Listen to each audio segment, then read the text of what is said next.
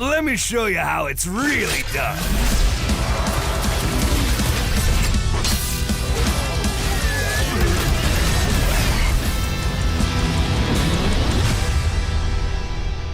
Orcs Must Die Deathtrap. I've heard of the Orcs Must Die games, but I've never played any of them. If I'm being honest with you, I didn't even know what genre they were. But I was looking at a list of new video games coming out this month, and I saw this one listed. And I watched a short trailer, I watched a little bit of gameplay, and I figured it looked pretty cool. It looked fun enough, so sign me up. And it just came out today, the first game of 2025 that I'm personally gonna play, and I've been playing it for hours now, which means I have a lot of thoughts that I want to share with you. So I'm going to jump into the review. I'm going to show you guys some raw gameplay, but before I do that, hit that subscribe button if you haven't already. If you're new here, I talk about video games all the time on this channel. Day one reviews just like this, other video game discussions. But enough with this introduction. Let's talk about Orcs Must Die Deathtrap. It's something that belongs to me. The rift is failing. We're killing them too slowly.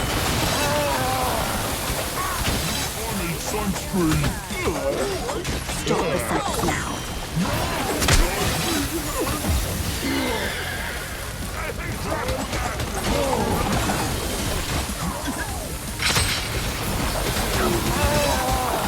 They're destroying barricades.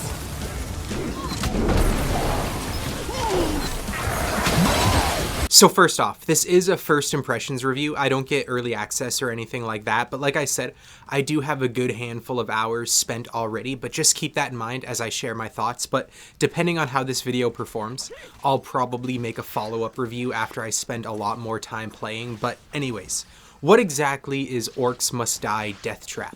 It's a mix of 3 different genres: a third-person action game, a roguelike, and a tower defense game. And I gotta be honest, I haven't played a tower defense game since I was a kid in school, sitting in study hall playing balloon tower defense on my phone, and I totally forgot how addictive this genre of gaming is and how intense and rewarding it can feel. But how exactly does the game work? There's 6 playable characters, all with different designs. Some are just regular humans, but one is a bear with a hammer. Another is a cat with daggers. And all of them have their own unique weapons, skills, and abilities. And they all feel distinctly different to play as, which is cool. And the core combat using these characters to kill the orcs is where the third-person action aspect comes into play. You'll be doing a lot of shooting, a lot of melee combat, a lot of jumping around, but your goal, the reason why you're killing the orcs, is to stop them from entering a rift, and you do so not only by fighting them, but by placing traps all over the map, surrounding the rift in strategic locations, wherever the hell you want. These traps can be anything from pits of burning coal, to automatic crossbows you place on the ceiling, to launch pads, and even laser beams. And that's where obviously the tower defense part comes in. And like I said, as soon as I started playing this game, it unearthed a part of my brain that has been dormant for a long time. These types of games have a very specific sense of reward that you can't really get from any other type of game, but they also have a very specific addictive quality to them. It can get super intense when the rift is on the brink of destruction and you know if just one more enemy even breathes on it, it'll be game over, but yet you somehow still manage to win and survive. And on the flip side, it's also rewarding in a completely different way when you set traps so well that you can go a whole run without a single enemy getting to the rift, and you barely have to even lift your own weapon yourself. And I gotta say, this game is making me realize how much I genuinely like this genre of gaming. So in the comments, I want you to recommend me some other tower defense style games, bonus points if they include combat, and extra bonus points if I can play them on a console.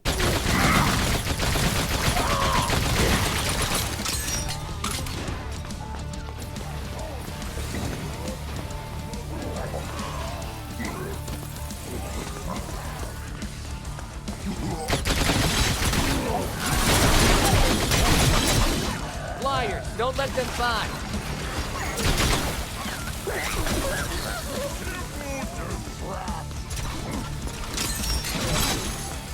But like I said, this game can also be classified as a roguelike in a lot of ways, because between rounds and between levels, you get randomly generated buffs you can choose from, like plus 10% weapon damage or minus 20% trap placement cost, that sort of thing. But there's also random disadvantages that'll be placed too sometimes, like enemies won't drop health anymore, or sometimes even disadvantages on the map itself, like corruption could overtake a hallway and make it so you can't place any traps there or any barricades there anymore, which adds to the difficulty quite a bit. The maps that I've played on are pretty cool as well. All the ones I've played on felt distinctly different from each other and forced you to change up your playstyle a bit. Like some maps seem to incentivize you to hunker down by the rift and create a fortress that the enemies can't get through, but other maps are a bit more sprawling, which forces you to traverse around a lot more, which adds a bit to the difficulty again, especially when you're playing solo. And speaking of solo,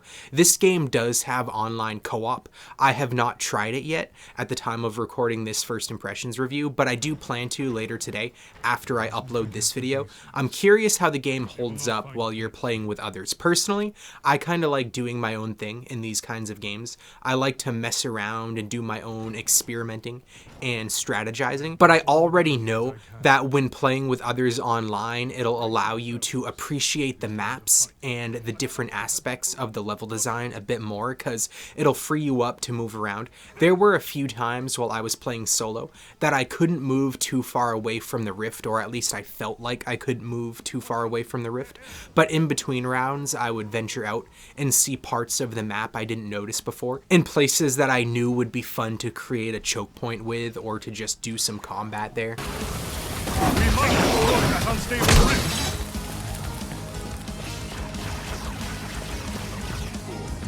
I am to prevent them from entering the rift. Forward.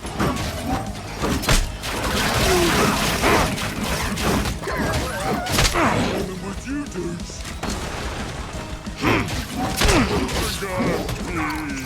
They're entering the rift. We must stop them. Now, I gotta get into some of the more negative aspects with Orcs Must Die Deathtrap. I can already tell it's gonna be a little too grindy for me. You earn currency in this game, and you can use that currency to level things up and unlock new cards and stuff like that. The cards being the randomly generated buffs you get between rounds. And the grind isn't game killing though, at least in my opinion. And part of me gets it. This game doesn't have a ton of content. It has a decent amount, don't get me wrong, but I can see why the devs might feel like they need to create some artificial longevity. And also, half of my brain also likes that you can't unlock everything wicked fast either. I like the game a lot, and I think it's addictive, and the gameplay so far is really, really fun. But if everything got unlocked at a quick pace, boredom would creep up pretty fast, I feel. But yeah, I gotta say, this is the first game that I've played in 2025, and it's a really good start. I can already tell that this is gonna be a game that I return to often. This is gonna be a game that I just load up to play for 30 minutes, 45 minutes, maybe even 15 minutes every now and then when I'm getting bored with other games. I'm excited to play it online with other people. Again, I don't think that's gonna be my preferred way to play. I might be proven wrong though. I hope I'm proven wrong. But my biggest takeaway from this game is that Orcs Must Die is a franchise that I have a feeling I'm going to like a lot. I don't know anything about any of the other games. I know that they come out kind of frequently. At least I think they do. I hear about the Orcs Must Die games all the time. I don't know if they're all roguelikes. I don't know if they're all tower defense games. I have no idea, but I just like the vibe of this game. I like the tone of this game. Sometimes I like to refer to games as a sick day game, and I have a feeling that this is going to be a perfect sick day game. One of those games that you can just kind of sit on the couch in a blanket and just turn your brain off and have fun. Don't get me wrong, this game doesn't have that much to offer you in the scope of modern gaming. It's pretty simple, but it's fun and it's effective. And I have a feeling that this is going to be a game that you look back on fondly, that you reminisce on your time spent playing it, because it was just fun and it was charming. And I personally really like the tone, I like the setting, I like the vibe. I know I already said that, but I'm gonna say it again. But anyway, I think this game is $30 if you were to buy it on the Xbox Store or Steam, but it's also available on the Xbox Game Pass. Now, me personally, I think this game is worth $30. If I didn't have Xbox Game Pass and I spent money on it, I wouldn't have regretted that. But just the fact that it's on Xbox Game Pass makes it that much more worth it. But me being me, I'm a physical collector. I really hope these developers release a physical version of this game, because even though I can play it on Game Pass, I would happily spend another $30 just to own it on my shelf. But anyway, have you played Orcs Must Die Deathtrap yet? If you have, let me know what you're thinking about it in the comments down below. And if you haven't, let me know. Do you plan to? Is it a game you're going to get to eventually, or are you going to ignore it completely? Either way, I look forward to hearing your thoughts and your reasoning in the comments down below. Once again, recommend me other games like this, because I have a feeling it's a genre that I'm going to grow to love and appreciate more and more. And also, again, consider subscribing if you haven't already. I'm going to be reviewing Sniper Elite Resistance in the next few days. But yeah, thank you for watching, especially if you watched this far.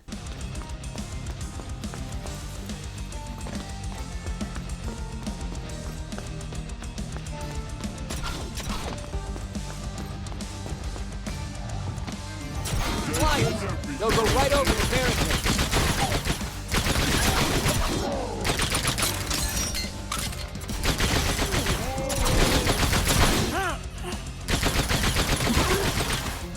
One sec, I'm out.